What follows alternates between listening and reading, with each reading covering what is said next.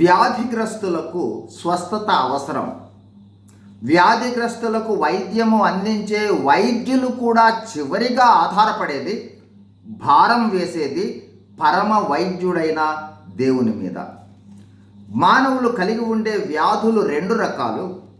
అందులో మొదటి రకము మానవులందరూ కలిగి ఉండే వ్యాధి అంటే పాప వ్యాధి.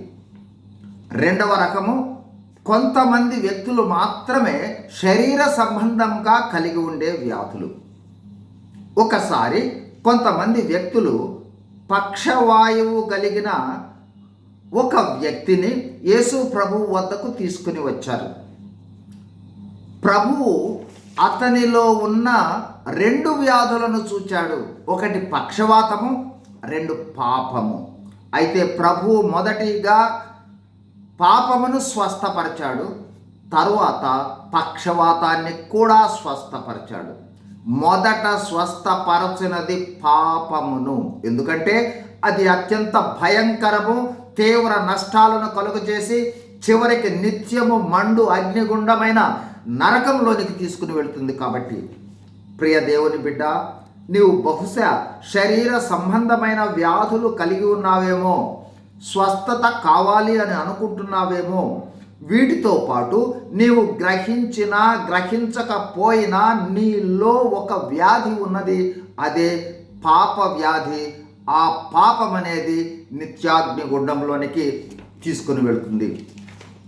దేవుడు మాట్లాడుతూ ఉన్నాడు, మన అతిక్రమ క్రియలను బట్టి అతడు గాయపరచబడెను, మన దోషములను బట్టి అతడు నలుగగొట్టబడెను, మన సమాధానార్థమైన శిక్ష అతని మీద పడెను, అతడు పొందిన దెబ్బల చేత మనకు స్వస్థత కలుగుచున్నది. అతడు అంటే యేసుక్రీస్తు ప్రభువు వారు. యేసుక్రీస్తు ప్రభువు మన స్వస్థత కోసం దెబ్బలు తిన్నాడు, గాయపరచబడ్డాడు. మన పాప పరిహారార్థం కల్వరి శిలువలో శిక్షింపబడ్డాడు, నలుగుగొట్టబడ్డాడు. ఆయన కల్వరిలో చేసిన ప్రాయశ్చిత్తమే, ఆయన రక్తమే మన పాపముల నుండి స్వస్థతనిస్తుంది, మన శరీర వ్యాధులు రోగాల నుండి స్వస్థతనిస్తుంది. ఈరోజు నీ వద్దకు వస్తూ ఉన్న సువార్త ఏమంటే, యేసుక్రీస్తు ప్రభు యొక్క గాయములే మన స్వస్థతకు కారణం. యేసుక్రీస్తు ప్రభువును నమ్మి విశ్వాసముతో తన రక్తమును ఆశ్రయిస్తే, అంటే నీ రక్తము నాపై ప్రోక్షించి స్వస్థత నువ్వమని ప్రార్థిస్తే ఏ విధమైన స్వస్థత కార్యమైనా చేయగలడు. మరి ముఖ్యంగా పాప క్షమాపణనిచ్చి నరకము నుండి తప్పించి పరలోకం ప్రసాదిస్తాడు. God bless you. Thank you.